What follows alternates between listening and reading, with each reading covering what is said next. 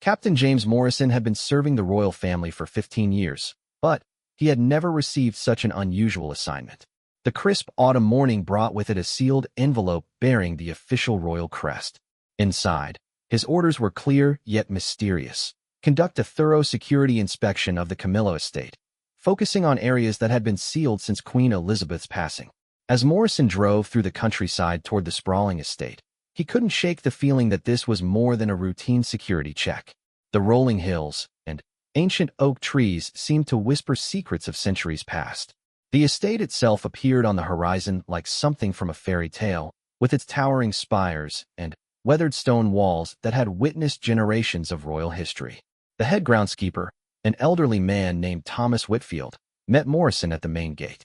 Thomas had worked on the estate for over 40 years and knew every secret passage, every hidden room, and every story the walls could tell. His weathered hands shook slightly as he handed over the master keys, and his eyes held a mixture of excitement and concern. "Captain Morrison," Thomas began, his voice barely above a whisper, "there are things in this estate that haven't been disturbed for months. Since Her Majesty's passing, certain areas have remained untouched by royal decree. Today, you have permission to enter spaces that even I was forbidden to explore." Morrison nodded solemnly, understanding the weight of his responsibility. He followed Thomas through the main entrance, their footsteps echoing in the grand hallway adorned with portraits of royal ancestors. The estate felt alive with history, each room telling a story of power, love, loss, and legacy. The first area on Morrison's inspection list was the East Wing, which had been Queen Elizabeth's private quarters during her visits to the estate. As they walked down the carpeted corridor, Thomas shared memories of the late Queen's presence in these very halls. She had loved the morning light that streamed through the tall windows, often sitting in her favorite armchair with a cup of tea and her beloved corgis at her feet. Morrison's trained eye noticed immediately that something was different about this wing. The security systems were more sophisticated than in other parts of the estate, with additional locks and what appeared to be pressure-sensitive flooring. When he questioned Thomas about these features, the groundskeeper's expression grew troubled. "The Queen was very particular about privacy in her later years," Thomas explained. "She spent countless hours in these rooms, sometimes with architects and historians. We were told she was working on preserving royal heritage, but the exact nature of her work remained confidential." As they reached the end of the corridor, Morrison noticed a door that seemed different from the others. It was made of darker wood, with intricate carvings that depicted scenes of medieval England. The lock was unlike any he had seen before, an ornate mechanism that required not one, but 3 different keys to open. Thomas produced the keys from a small velvet pouch, his hands trembling slightly with anticipation. "Her Majesty gave me these keys personally just 2 weeks before her passing," he said. "She made me promise to keep them safe until the proper time came. I believe that time is now." As the final key turned in the lock, Morrison felt a rush of anticipation mixed with reverence. The door opened with a soft click, revealing a narrow staircase that descended into darkness. The air that escaped carried with it the scent of old parchment, polished wood, and something else, something that spoke of secrets long kept. Morrison switched on his high-powered flashlight and began his descent, with Thomas following closely behind. The stone steps were worn smooth by centuries of use, and the walls were lined with what appeared to be original medieval stonework. This was clearly one of the oldest parts of the estate, predating even the main structure by several hundred years. At the bottom of the staircase, they found themselves in a small antechamber. The beam of Morrison's flashlight revealed heavy wooden doors on either side, each secured with modern locks that seemed oddly out of place in the ancient setting. Above each door, small plaques bore inscriptions in Latin that neither man could immediately translate. Thomas reached for a light switch, and suddenly, the chamber was illuminated by soft, warm lighting that revealed the true extent of what lay before them. The walls were lined with wooden cabinets and shelves, all secured behind glass panels. Even from a distance, Morrison could see that these contained items of incredible historical significance. The left door led to what appeared to be a document archive. Row upon row of climate-controlled cabinets stretched into the distance, each carefully labeled with dates ranging from the medieval period to the present day. Morrison's security training kicked in as he noted the sophisticated environmental controls and fire suppression systems that protected this treasure trove of historical documents. Thomas explained that Queen Elizabeth had been working with a small team of trusted historians and archivists to catalog and preserve these materials. Many of the documents had been stored in various royal residences for centuries, but the Queen had decided to consolidate them in this secure location where they could be properly maintained for future generations. As Morrison examined the security measures more closely, he was impressed by their sophistication. Motion detectors, temperature sensors, and humidity controls ensured that the precious documents would remain protected from both theft and environmental damage. It was clear that significant resources had been invested in creating this underground archive. The right door opened to reveal something even more remarkable. This chamber contained what appeared to be a collection of artifacts that spanned centuries of British royal history. Display cases lined the walls, each containing items that Morrison recognized from his extensive study of royal history during his security training. There were crowns that had been worn by kings and queens centuries before Elizabeth's reign, scepters that had presided over coronations lost to history, and jewelry that sparkled with gems of extraordinary size and clarity. Each piece was carefully labeled and documented, with detailed histories explaining their significance and provenance. But it was what lay in the center of the room that truly took Morrison's breath away. A large, circular display case contained what appeared to be a collection of personal items that had belonged to Queen Elizabeth herself. Letters written in her own hand, photographs from private moments throughout her reign, and small mementos that told the story of a woman who had dedicated her life to service. Thomas moved closer to the central display, his eyes filling with tears. "She spent her final months here," he whispered. "Not just organizing these treasures, but writing letters to future generations, recording her thoughts and memories for posterity. She wanted to ensure that the true story of her reign would be preserved, not just the official version that appears in history books." Morrison felt the weight of discovery settling upon him. This was far more than a security inspection. He had stumbled upon what appeared to be Queen Elizabeth's most private and personal legacy. The implications were staggering, both from a security standpoint and from a historical perspective. As they moved through the chambers, Morrison documented everything with his camera, making detailed notes of the security measures and the general layout. But with each step, he became more aware that he was walking through something that transcended mere royal possessions. This was a carefully curated collection of British history, assembled by a monarch who understood the importance of preserving the past for future generations. The attention to detail was remarkable. Each item had been carefully researched and documented, with provenance records that traced ownership back through the centuries. It was clear that Queen Elizabeth had worked with experts to ensure that every piece in the collection was authentic and properly attributed. In one corner of the artifact chamber, Morrison discovered something that made him pause. A small writing desk sat beneath a portrait of a young Elizabeth, and on its surface lay an open journal. The handwriting was unmistakably that of the late Queen, and the final entry was dated just days before her passing. Thomas noticed Morrison's interest and approached carefully. "She asked me never to move that journal," he said softly. "She said that whoever discovered this place would need to understand why she created it. The answers," she said, "were in those final pages." Morrison read the final entry with growing amazement. In her characteristic precise handwriting, Queen Elizabeth had detailed her vision for this hidden archive. It was to serve as more than just storage for royal treasures. It was intended to be a research center where future historians could study authentic materials from British royal history. The entry revealed that the Queen had been working with international museum experts and historians to create detailed catalogs and research materials for each item in the collection. Her goal was to eventually make this information available to scholars worldwide, while keeping the physical items secure and properly preserved. But there was more. The journal revealed that this chamber was only the beginning. Hidden throughout the estate were additional rooms and passages containing even more significant historical materials. Queen Elizabeth had spent years secretly working to gather and preserve items that might otherwise have been lost, scattered, or forgotten. As the full scope of the discovery became clear, Morrison realized that his security inspection had uncovered one of the most significant historical finds of the modern era. The implications for British heritage, royal history, and scholarly research were enormous. But with this knowledge came the weight of responsibility. How should such a discovery be handled? Who should be told? What security measures would be needed to protect these irreplaceable treasures? Thomas seemed to read Morrison's thoughts. "She knew this day would come," he said. "The Queen left detailed instructions about what should be done when this place was discovered. Those instructions are sealed in the main vault, along with letters addressed to specific individuals who she trusted to handle her legacy properly. As they prepared to explore further, Morrison took a moment to absorb the magnitude of what he had found. In his 15 years of royal service, he had protected many important people and valuable items. But nothing had prepared him for this, standing in a hidden chamber beneath a royal estate, surrounded by centuries of British history that had been secretly preserved by a monarch who understood the importance of her legacy.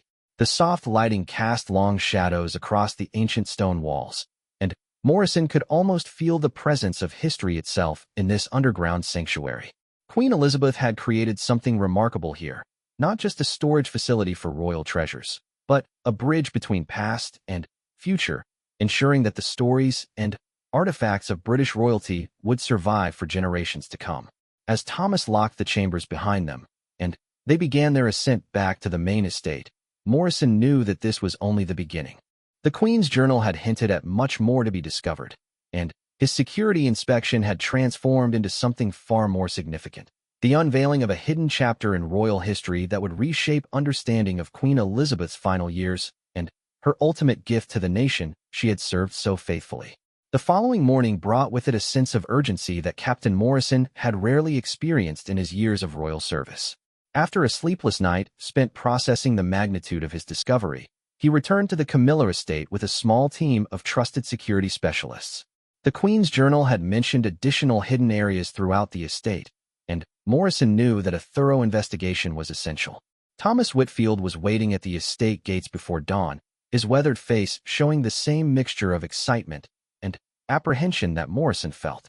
The groundskeeper had brought with him a leather satchel containing what he described as the Queen's special maps, hand-drawn diagrams that she had created during her years of secret work on the estate. She drew these herself, Thomas explained as they walked toward the main house. Every hidden passage, every concealed room, every secret entrance that exists on this property. Her Majesty was incredibly thorough in her documentation. She wanted to ensure that nothing would be lost if something happened to her. Morrison spread the maps across a table in the estate's library, studying the intricate details that Queen Elizabeth had carefully recorded. The diagrams revealed a network of hidden spaces that was far more extensive than anything he had imagined possible. Passages connected different wings of the house, secret rooms lay behind seemingly ordinary walls, and underground tunnels linked various outbuildings across the estate grounds. The maps were annotated in the Queen's precise handwriting, with notes indicating the historical significance of various areas and the types of materials that might be found in each location. It became clear that her work had been systematic and comprehensive, spanning several years and involving careful research into the estate's centuries-old history. Morrison's team began their exploration in the main house, following the Queen's maps to locate hidden entrances that had been concealed behind bookcases, tapestries, and even false walls. The sophistication of these concealed passages suggested that they had been created over many decades, possibly centuries, by previous residents who had their own reasons for wanting secret spaces within the estate. The first major discovery came in what appeared to be an ordinary storage closet beneath the main staircase. According to the Queen's notes, this closet contained a hidden entrance to a passage that led to the estate's oldest wing. When Morrison's team carefully examined the back wall, they found a panel that could be moved aside to reveal a narrow corridor. Unlike the stone passages they had explored the previous day, this corridor was lined with wooden panels that showed signs of regular maintenance. Electric lighting had been installed, and the air circulation was good, indicating that this passage had been in recent use. The Queen's maps showed that this corridor led to 3 different destinations within the estate. As they made their way through the passage, Morrison noted that security cameras had been installed at regular intervals. These were connected to a monitoring system that was far more sophisticated than anything typically found in private residences. It was clear that Queen Elizabeth had taken the security of these hidden areas very seriously indeed. The first destination marked on the maps was described simply as the writing room. When Morrison's team reached the location, they found a comfortable chamber that had been converted into a private study. The room contained a large desk, comfortable seating, and walls lined with reference books covering British history, genealogy, and art history. But it was the desk that drew Morrison's immediate attention. Its surface was covered with research materials that provided insight into the scope of Queen Elizabeth's secret project. Maps of various royal residences, correspondence with museum curators and historians, and detailed inventories of items that had been relocated to the estate painted a picture of a monarch who had been working to preserve British heritage on a scale that few could have imagined. Thomas examined the materials with growing amazement. "I knew Her Majesty was working on something important," he said, "but I had no idea it was this comprehensive. Look at these inventories, items from Windsor Castle, Buckingham Palace, Balmoral, and dozens of other royal properties." She was gathering historically significant pieces from across the royal estate and bringing them here for preservation. The correspondence files revealed that Queen Elizabeth had been working with a network of trusted experts who shared her vision for preserving royal heritage. Art historians, archivists, security specialists, and conservation experts had all been involved in the project, though it appeared that each individual knew only their specific role in the larger effort. Morrison found detailed floor plans and architectural drawings that showed how various rooms and passages in the estate had been modified to accommodate the Queen's collection. Climate control systems, security measures, and specialized storage solutions had all been carefully planned and implemented with the help of world-class experts in museum preservation. As they continued exploring, following the Queen's maps through additional passages and hidden rooms, the scale of her achievement became increasingly apparent.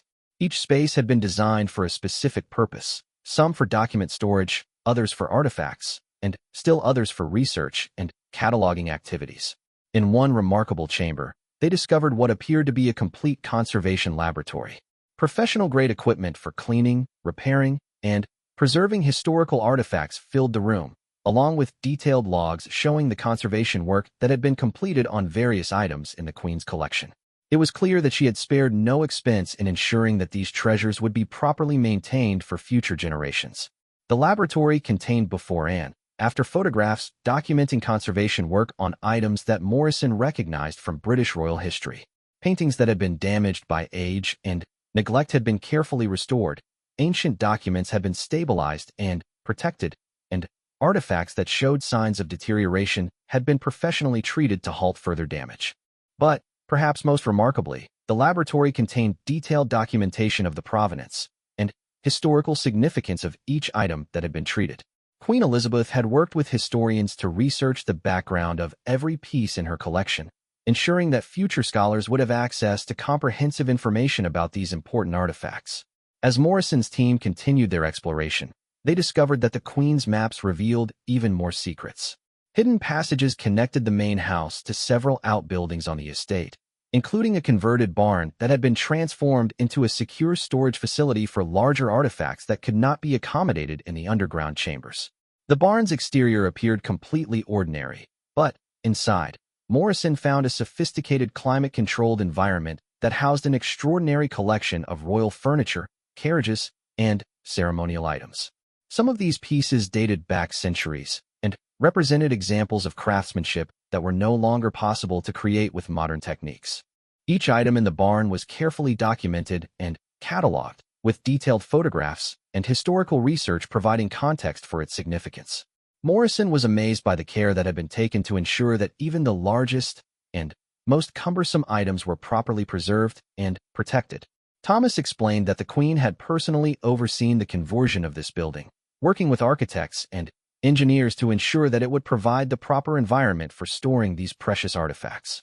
The building's systems were designed to maintain consistent temperature and humidity levels, while sophisticated security measures protected against theft and vandalism. As the day progressed, Morrison's team discovered chamber after chamber filled with treasures that spanned centuries of British royal history. Jewelry that had belonged to long-dead queens, ceremonial swords that had been carried by medieval kings, and personal items that provided intimate glimpses into the lives of historical figures who had shaped the nation's destiny. But it was in the estate's chapel that Morrison made perhaps the most significant discovery of all. The Queen's maps indicated that the altar area contained a hidden chamber that she described as the heart of the collection.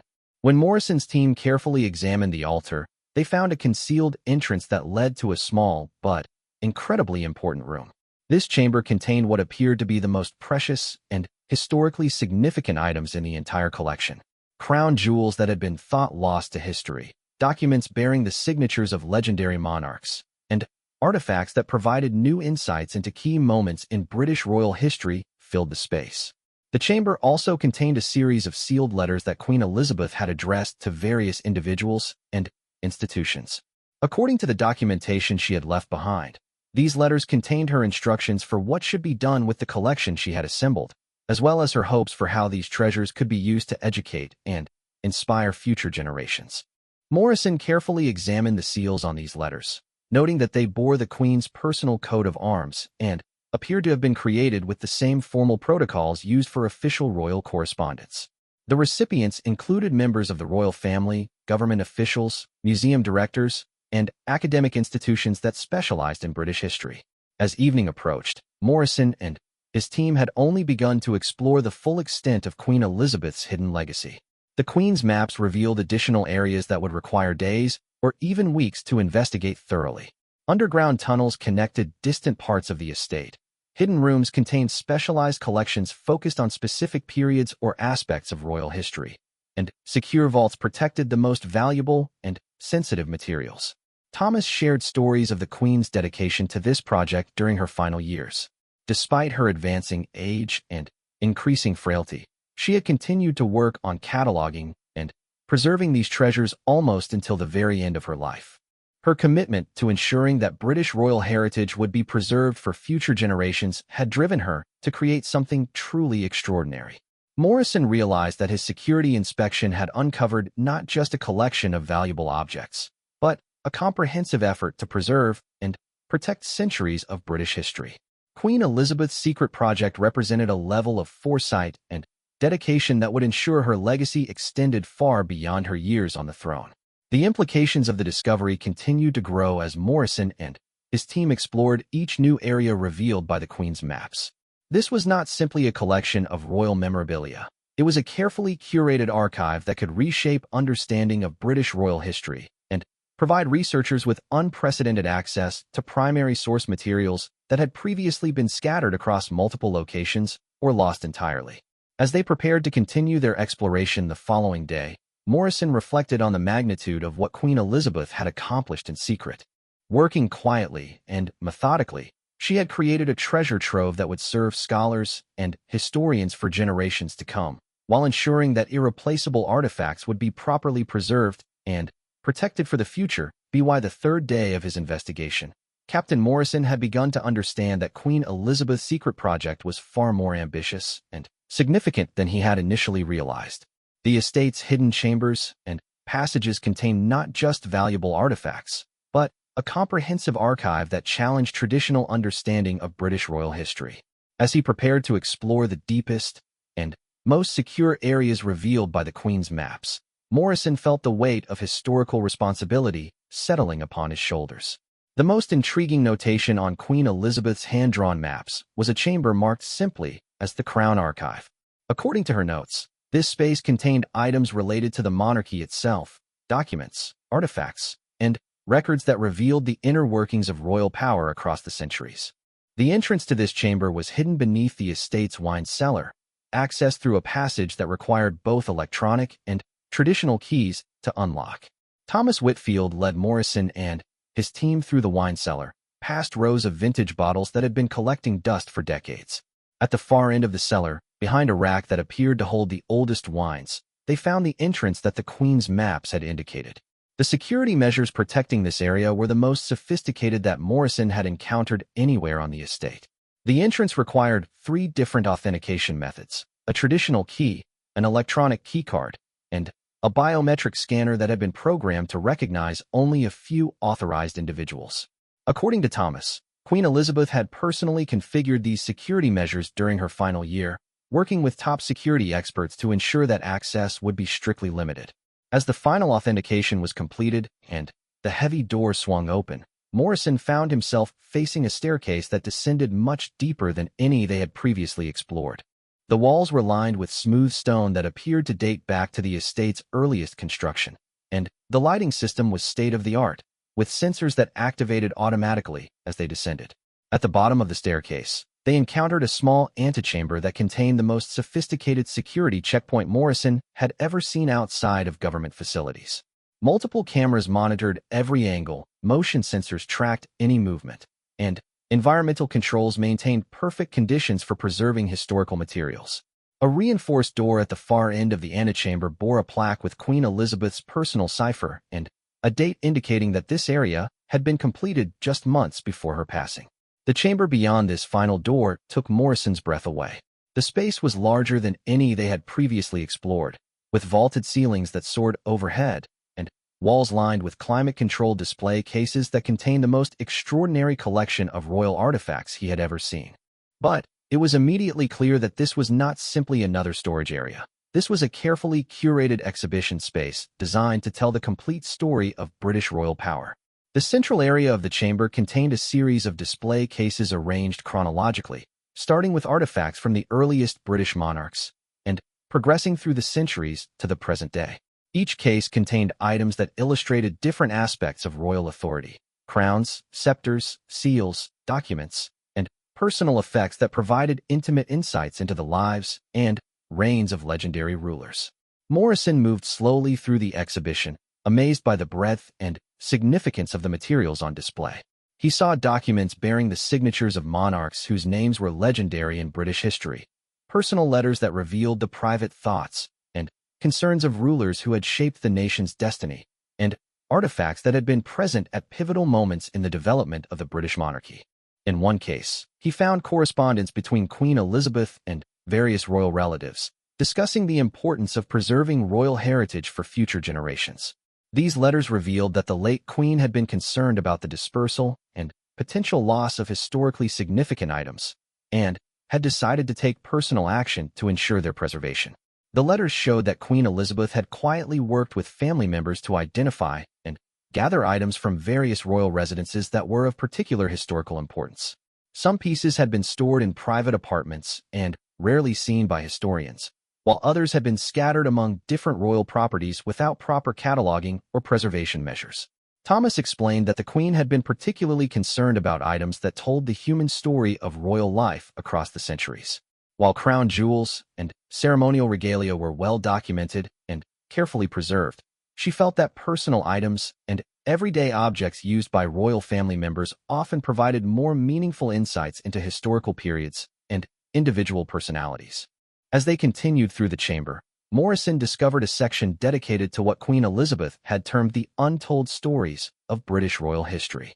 This area contained materials related to less well-known aspects of royal life: correspondence with foreign dignitaries, records of charitable activities, documentation of scientific and artistic patronage, and evidence of the monarchy's role in shaping British society beyond the ceremonial functions that were widely recognized. One particularly fascinating display focused on the role of royal women throughout British history. Queen Elizabeth had assembled an extraordinary collection of materials documenting how queens, princesses, and other royal women had wielded influence and power, often working behind the scenes to shape political and social developments.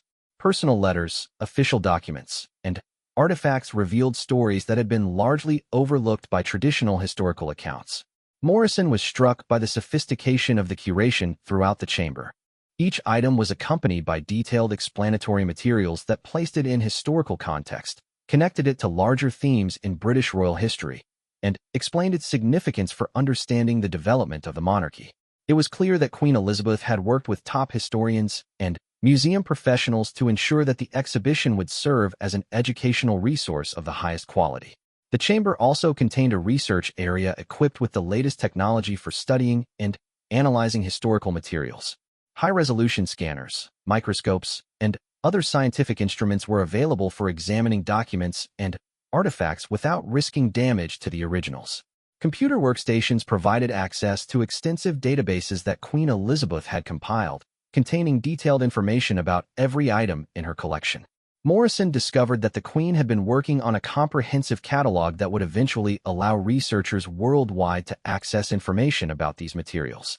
The database included high-resolution photographs, detailed descriptions, provenance information, and scholarly analysis that would make these resources available to historians even if they could not physically visit the collection. But, perhaps most remarkably, Morrison found evidence that Queen Elizabeth had been planning to establish this hidden archive as a formal research institution. Documents outlining her vision showed that she had envisioned creating an endowment that would fund ongoing research, conservation efforts, and educational programs based on the materials she had assembled. The planning documents revealed the Queen's deep understanding of the scholarly potential of her collection. She had identified specific research projects that could be undertaken, outlined potential collaborations with universities and museums, and even specified how the facility could be used to train the next generation of historians and conservation specialists. As Morrison examined these materials, he realized that Queen Elizabeth's secret project was not simply about preserving the past. It was about ensuring that royal history would continue to be studied, understood, and appreciated by future generations.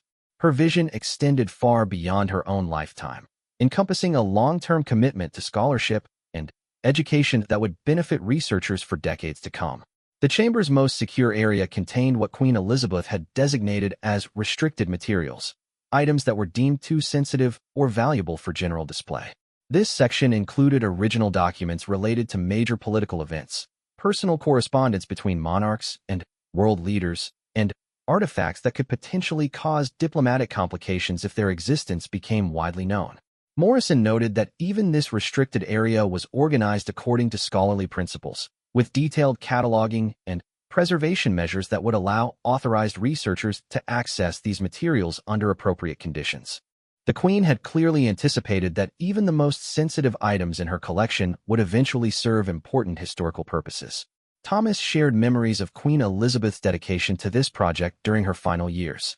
Despite dealing with health challenges and the demands of her royal duties, she had continued to work on organizing and documenting these materials almost until the very end. Her personal involvement in every aspect of the project demonstrated the importance she placed on ensuring that British royal heritage would be properly preserved and made available for scholarly study. As they explored the deeper recesses of the chamber, Morrison discovered additional areas that revealed the true scope of Queen Elizabeth's vision. Workshop spaces were equipped for ongoing conservation work. Storage areas contained materials that had not yet been fully processed and cataloged, and meeting rooms were designed to accommodate visiting scholars and researchers. The Queen's planning had been incredibly thorough. She had considered everything from the practical aspects of maintaining the collection to the legal and institutional frameworks that would be needed to operate the facility as a research center. Her documentation included correspondence with legal experts, museum professionals, and academic administrators who had helped her develop plans for the archive's future operations. Morrison found detailed architectural plans showing how additional areas of the estate could be converted to expand the archive's capacity. The Queen had envisioned a gradual development process that would eventually create a world-class research facility while maintaining the estate's historical character and ensuring that the most sensitive materials remained properly secured. As evening approached, Morrison and his team had only begun to appreciate the full extent of Queen Elizabeth's achievement. The hidden chambers beneath the Camilla estate contained not just a remarkable collection of royal artifacts, but the foundation for what could become one of the world's most important centers for the study of British royal history. The implications of the discovery continued to grow as Morrison considered how the Queen's vision might be implemented. Her detailed planning provided a roadmap for transforming her secret project into a lasting institution that would serve historians, educators, and the general public for generations to come. The discovery also raised important questions about how such a significant find should be handled. Queen Elizabeth's sealed letters presumably contained instructions about her intentions for the collection, but Morrison knew that revealing the existence of this hidden archive would have profound implications for royal heritage, historical scholarship, and public understanding of the monarchy's role in preserving Britain's cultural legacy. Captain Morrison stood before the sealed vault that contained Queen Elizabeth's final instructions, feeling the weight of history in his hands.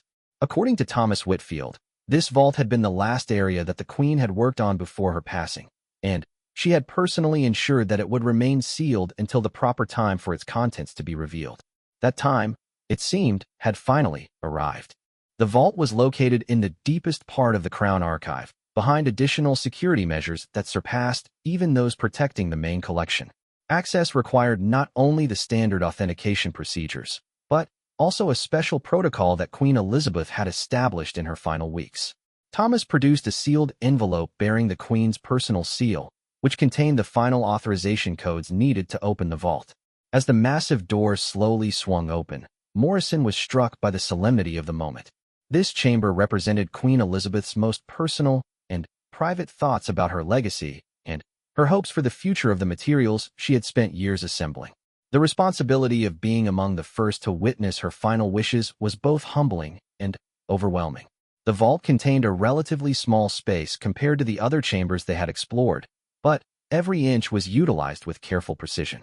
The walls were lined with document cases containing materials that Queen Elizabeth had considered the most important elements of her secret project. At the center of the room sat an ornate desk that bore obvious signs of recent use, with papers arranged exactly as the Queen had left them. On the desk's surface, Morrison found a leather-bound folder marked with Queen Elizabeth's personal cipher and a note in her handwriting that read, "Instructions for the discovery and implementation of the Royal Heritage Archive." The folder contained dozens of documents that outlined in meticulous detail how the Queen wanted her secret collection to be handled, revealed, and eventually transformed into a functioning research institution. The first document in the folder was a personal letter addressed to whoever discovers this collection. In her characteristic, graceful handwriting, Queen Elizabeth explained the motivation behind her secret project and her hopes for its future. She wrote of her growing concern during her later years that important elements of British royal heritage were at risk of being lost, forgotten, or scattered beyond recovery. The letter revealed that the Queen had been inspired by her lifelong dedication to public service to undertake this massive preservation effort. She saw the collection not as personal property, but as a national treasure that belonged to all British people and should be made available for education and research. Her goal had been to create something that would serve the public good while honoring the memory and significance of past monarchs. Morrison read with growing amazement as Queen Elizabeth detailed the scope of her vision. She had not simply wanted to preserve these materials, but to create an innovative model for how royal heritage could be studied and understood. The archive was designed to support multiple types of research, from traditional historical scholarship to interdisciplinary studies that would examine the monarchy's role in British culture, society, and politics. The Queen's instructions included detailed plans for revealing the collection's existence to the public. She had understood that such a significant discovery would require careful handling to ensure that the materials would be properly protected while making them accessible to researchers and educators. Her plan called for a gradual revelation process that would allow time for proper security measures and institutional frameworks to be established. Thomas pointed to a section of the instructions that dealt specifically with his own role in the process. Queen Elizabeth had designated him as the primary guardian of the collection until it could be properly transferred to appropriate institutional custody. She had provided him with detailed protocols for maintaining security, preserving environmental conditions, and documenting any changes or discoveries that might occur after her passing. The instructions revealed that Queen Elizabeth had been working with legal experts to establish the proper frameworks for donating the collection to the nation while ensuring that it would be managed according to her specific vision. Complex arrangements had been made to transfer ownership and provide ongoing funding for the archive's operations, with careful attention to ensuring that political changes or budget constraints would not compromise the collection's integrity. Morrison discovered that the Queen had also been planning for the international implications of her archive.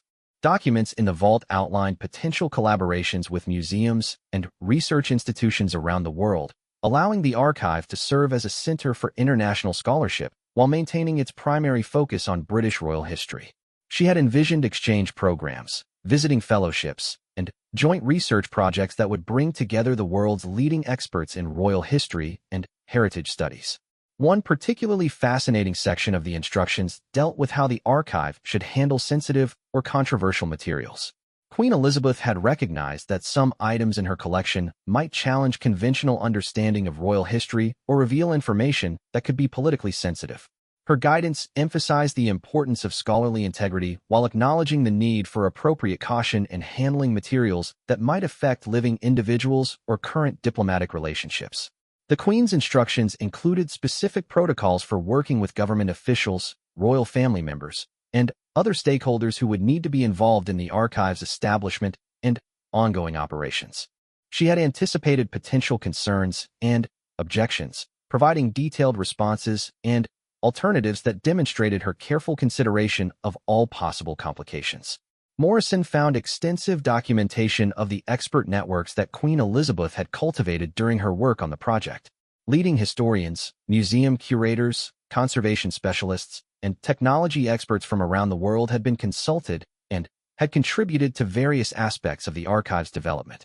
The Queen's instructions included recommendations for which experts should be involved in the collection's future management and development. The vault also contained detailed financial documentation showing how Queen Elizabeth had funded the archive's creation and her provisions for its ongoing operations. The scope of her investment was remarkable, involving not only the costs of acquiring and preserving materials, but also the infrastructure development, security systems, and technological resources needed to create a world-class research facility. As Morrison continued reading through the Queen's instructions, he discovered that she had been planning for multiple scenarios regarding how the archive might be discovered and revealed. She had provided alternative approaches depending on whether the discovery occurred during a time of political stability or upheaval, whether it happened soon after her death or many years later, and whether it was made by government officials, family members, or independent researchers. The instructions included specific guidance for Captain Morrison himself, whom Queen Elizabeth had somehow anticipated might be involved in the discovery process. She had provided detailed protocols for how a security professional should handle the delicate balance between protecting the collection and ensuring that its existence would be properly reported to appropriate authorities. Thomas revealed that Queen Elizabeth had spent considerable time during her final weeks updating and refining these instructions. She had been determined to ensure that every possible contingency was addressed, and that whoever discovered the collection would have clear guidance about how to proceed. Her attention to detail reflected both her lifelong commitment to duty and her deep understanding of the complexities involved in managing such a significant historical discovery. The vault contained additional materials that provided insight into Queen Elizabeth's personal relationship with the project. Private journals documented her thoughts and feelings as she worked on assembling the collection, revealing the deep satisfaction she found in preserving these materials for future generations. She wrote movingly about her sense of responsibility to past and future monarchs, and her hope that the archive would help people better understand the human side of royal history. Morrison discovered correspondence between Queen Elizabeth and various members of the royal family, discussing different aspects of the archive project. While not all family members had been fully informed about the scope of the collection, the letters showed that the Queen had sought input and support from relatives who shared her interest in preserving royal heritage. These discussions had helped shape her vision for how the archive could serve both scholarly and family purposes. The instructions also revealed Queen Elizabeth's concerns about ensuring that the archive would remain politically neutral and academically independent. She had worked with constitutional experts to develop governance structures that would protect the collection from political interference while ensuring accountability to the public. Her goal was to create an institution that would serve the national interest regardless of changing political circumstances. As evening approached, Morrison and his team had only begun to absorb the full implications of Queen Elizabeth's final instructions. The documents in the vault provided a comprehensive roadmap for transforming her secret collection into a lasting institution. But they also raised complex questions about implementation, funding, and governance that would require careful consideration and expert consultation. The discovery of the Queen's detailed planning demonstrated the extraordinary foresight and dedication that had driven her secret project. She had anticipated virtually every challenge and opportunity that would arise from revealing such a significant collection, providing guidance that would ensure her vision could be realized even after her death. Morrison realized that his security inspection had uncovered not just a remarkable collection of historical materials, but a carefully planned institutional legacy that could transform understanding of British royal history. Queen Elizabeth's final instructions provided the foundation for creating something truly exceptional, a research center that would honor the past while serving future generations of scholars and students. The responsibility of implementing the Queen's vision would require collaboration among government officials, academic institutions, museum professionals, and members of the royal family. But her detailed planning had provided the framework needed to transform her secret project into a lasting contribution to British heritage and international scholarship. As Morrison prepared to begin the complex process of acting upon Queen Elizabeth's instructions, he felt honored to have discovered this remarkable legacy. The Queen's dedication to preserving royal heritage for future generations represented the same spirit of service that had defined her entire reign, ensuring that her final years would be remembered not only for her public duties, but for this extraordinary private gift to the nation and the world. 3 months after Captain Morrison's initial discovery at the Camilla estate, the world was preparing to witness one of the most significant revelations in modern British history. Following Queen Elizabeth's detailed instructions, a carefully orchestrated process had been set in motion to transform her secret collection into the Royal Heritage Archive, a research institution that would forever change how scholars and the public understood British royal history. The announcement had been planned with the same meticulous attention to detail that Queen Elizabeth had applied to every aspect of her archive project. Government officials, royal family members, academic institutions, and international museums had all been briefed according to the protocols she had established. The revelation had been timed to coincide with what would have been an important anniversary in the Queen's reign, honoring her memory while celebrating her final gift to the nation. Morrison found himself at the center of a complex operation that involved security experts, historians, conservators, and media specialists from around the world. His role had evolved from security inspector to project coordinator, working with teams of experts to ensure that Queen Elizabeth's vision would be implemented exactly as she had intended. The responsibility was enormous, but Morrison felt honored to be instrumental in bringing the Queen's final project to fruition. The estate itself had been transformed in preparation for its new role as a research center. Additional security measures had been installed to protect the collection while allowing controlled access for researchers and visitors. Climate control systems had been upgraded, and new facilities had been constructed to accommodate the educational and research activities that Queen Elizabeth had envisioned. Thomas Whitfield had become an invaluable resource during the transformation process. His decades of experience on the estate, combined with his intimate knowledge of Queen Elizabeth's work, made him essential for ensuring that every aspect of the archive's development honored the Queen's intentions. He had been appointed as the institution's first heritage curator, a position that Queen Elizabeth had specifically created for him in her instructions. The international response to the archive's announcement had exceeded even Queen Elizabeth's optimistic projections. Universities from around the world had expressed interest in establishing research partnerships. Major museums had proposed collaborative exhibitions, and funding organizations had offered support for the archive's ongoing operations. The Queen's careful planning had created something that captured the imagination of scholars and the public alike. Morrison had been amazed by the breadth of research projects that were already being proposed based on preliminary catalogs of the archive's contents. Historians were excited about access to documents that had never been studied. Art experts were eager to examine artifacts that had been preserved in pristine condition, and technology specialists were interested in using advanced digital tools to analyze materials in ways that had never before been possible. The archive's opening ceremony was planned as a celebration of both Queen Elizabeth's memory and her extraordinary achievement. Representatives from the royal family, government officials, international dignitaries, and leading scholars would gather to witness the formal dedication of the institution. But the ceremony would also mark the beginning of a new chapter in royal heritage preservation and study. Morrison had worked closely with the royal family to ensure that the ceremony would reflect Queen Elizabeth's values and vision. The event was designed to be dignified and scholarly rather than ostentatious, emphasizing the educational and research purposes that had motivated the Queen's work. Members of the royal family had expressed their pride in the Queen's achievement and their commitment to supporting the archive's mission. The media coverage of the archive's revelation had been extensive, but Morrison was pleased that the focus had remained on the historical and educational significance of the collection rather than sensationalized speculation about royal secrets. Queen Elizabeth's careful planning had helped ensure that the discovery would be understood in the context of her lifelong commitment to public service and heritage preservation. As the opening ceremony approached, Morrison reflected on the remarkable journey that had brought him from a routine security inspection to the center of one of the most significant cultural discoveries of the modern era. The Queen's archive represented far more than a collection of valuable objects. It was a testament to the power of foresight, dedication, and careful planning to create lasting benefits for society.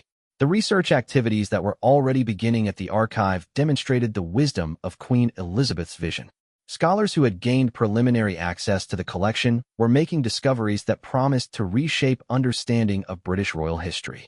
documents that provided new insights into major historical events, artifacts that revealed previously unknown aspects of royal life, and materials that connected British royal history to broader international developments were already generating excitement among historians worldwide. Morrison had been particularly impressed by the collaborative spirit that the archive was fostering. Researchers from different disciplines and institutions were working together on projects that would have been impossible without access to Queen Elizabeth's comprehensive collection.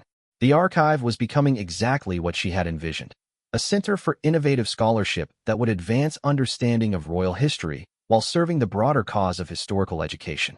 The technological resources that Queen Elizabeth had planned for the archive were proving to be transformative for historical research. Advanced imaging systems were revealing details and documents and artifacts that had never been visible to previous researchers. Digital preservation techniques were ensuring that these materials would remain accessible for future generations, while online databases were making information about the collection available to scholars around the world. Thomas had shared stories about Queen Elizabeth's excitement as she watched the archive taking shape during her final years. Despite the physical challenges she faced, she had remained actively involved in planning every detail of the institution's development. Her passion for the project had been evident to everyone who worked with her, and her determination to see it completed had driven her to continue working even when her health was declining.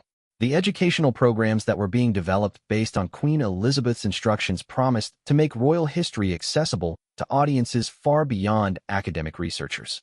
School programs, public lectures, and online resources would allow people of all ages and backgrounds to learn about British heritage through materials that had previously been hidden from public view. The Queen's vision of the archive as a resource for all British people was becoming reality. Morrison had been moved by the letters and messages that had been received from around the world in response to the archive's announcement. Scholars, students, and members of the public had expressed their gratitude for Queen Elizabeth's foresight and their excitement about the opportunities that the archive would provide for learning and discovery. The response demonstrated that the Queen's investment in heritage preservation would continue to benefit people for generations to come. As the opening ceremony began, Morrison stood with Thomas and other members of the archive team, watching as dignitaries and scholars gathered to celebrate Queen Elizabeth's remarkable achievement. The ceremony included readings from the Queen's own writings about the project, musical performances that honored British royal traditions, and speeches that emphasized the educational mission that had motivated her work. The highlight of the ceremony was the unveiling of a portrait of Queen Elizabeth that would hang in the archive's main research hall. The portrait depicted her in her later years, surrounded by some of the historical materials that she had worked so hard to preserve. It served as a permanent reminder of her dedication to heritage preservation and her vision for the archive's future. Following the ceremony, selected guests were given tours of the archive's facilities, providing them with their first glimpse of the extraordinary collection that Queen Elizabeth had assembled. Morrison watched with satisfaction as visitors examined artifacts and documents that illustrated centuries of British royal history, understanding that they were witnessing the fulfillment of the Queen's dreams for her project. The archive's first major exhibition opened to the public shortly after the dedication ceremony, featuring materials that told the story of Queen Elizabeth's own reign while providing context for understanding the broader sweep of British royal history. The exhibition was designed according to principles that the Queen had established, emphasizing education and accessibility while maintaining appropriate respect for the dignity and significance of the materials on display. As Morrison concluded his role in the archive's establishment and prepared to return to his regular royal security duties, he reflected on the extraordinary privilege of having discovered and helped implement Queen Elizabeth's final project. The archive represented the culmination of her lifelong commitment to service, ensuring that her legacy would extend far beyond her years on the throne. The transformation of the Camilla estate from a private residence to an internationally recognized research institution demonstrated the power of vision, planning, and dedication to create lasting positive change. Queen Elizabeth's secret project had become a reality that would serve scholars, students, and the public for generations to come, exactly as she had hoped and planned. Morrison knew that his discovery of the hidden archive would remain one of the most significant moments of his career. But, more importantly, he understood that he had played a small but crucial role in ensuring that Queen Elizabeth's final gift to the nation would fulfill her vision of preserving British royal heritage for all future generations. The archive stood as a testament to the Queen's wisdom, foresight, and unwavering commitment to the public good, ensuring that her memory would be honored not only for her public service during her lifetime, but for the extraordinary legacy she had created in secret for the benefit of all who would come after her.